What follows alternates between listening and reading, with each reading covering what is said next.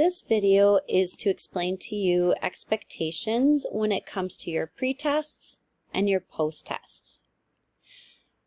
First, you'll find all of your pre-test and post-tests in each of your courses. So once again, you'll need to click on your course. I'm going to click on 6th grade CC1, but it doesn't matter because they're all organized the exact same. So I'm going to click on my course. And I'm going to go into my first chapter. So it looks like here's my chapter 1. In each chapter, you'll see we posted the pacing guide part that goes with that chapter. So that's also available for you on Schoology. And I want to go to the pre-post test folder. In that pre-post test folder, you're going to find the pre-test expectations and uploads, and then the post-test. So I'm going to go to the pre-test first. Before you start each chapter, I think it's important to look at the closure, and this is your pre-test. You haven't used CP/M before because you're a 5th grader, so this is new to you. For each chapter, there is a closure in your CP/M ebook. I'm going to go there now to show you where to find that. So in your ebook that you are in, it's on the left-hand side. These are your chapters, okay? And I'm going to go into chapter 1. When I go into chapter 1, all the way here are all of the lessons here. And then at the bottom it says closure. So I'm going to click here on the closure, and in the closure, this is all of the practice that you have done throughout the unit. So you are going to go ahead and read through. It even has a resource page for you to that you can look at as well to help you with the closure. And then you go through each one of these problems. Now again, I want you to do this as a pre-test so that you can look at these problems before you're learning and say, hey, let me see what I actually already know.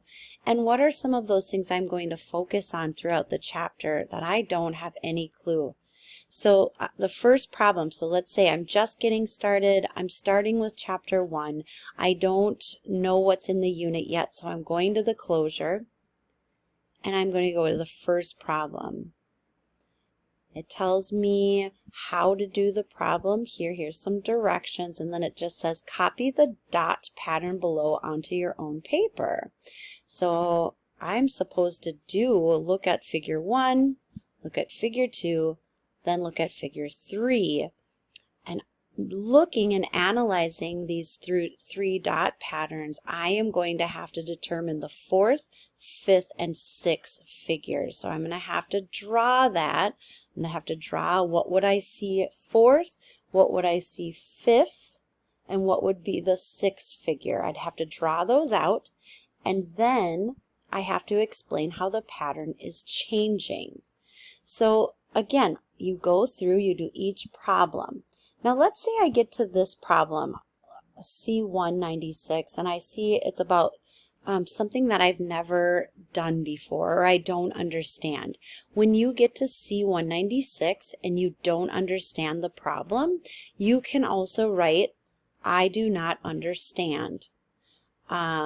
You might even want to make a note to yourself. This is where you might write questions. What is a numerical expression? Maybe you haven't heard that before. I need a reminder on greater than, less than, or equal to symbols. Whatever it is. So when you get to the problem, if you don't know how to do it, right next to the problem, just say, not sure, or I don't know how to do this problem, and then maybe possibly write some notes on things to look for in the upcoming chapter. So you'll go through and you'll do the problems as best as you can.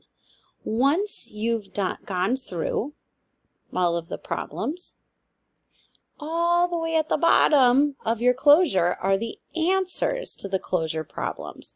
So what I'd like you to do now is go back and correct that pre-test.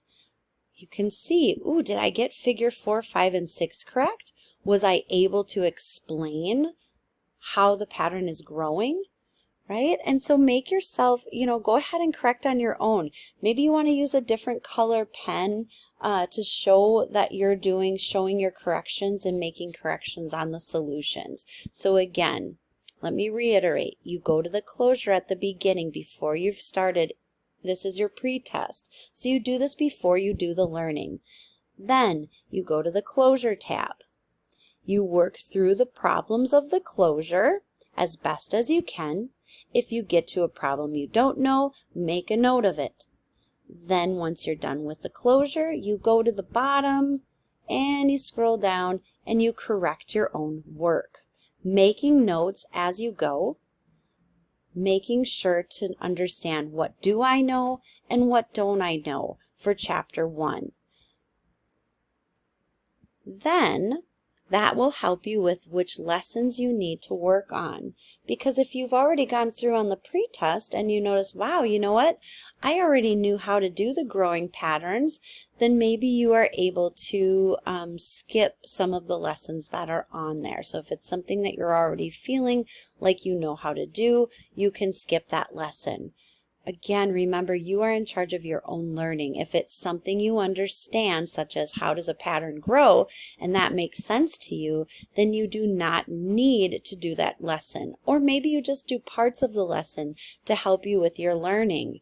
Again, like I said, we just want you to be in charge of your learning.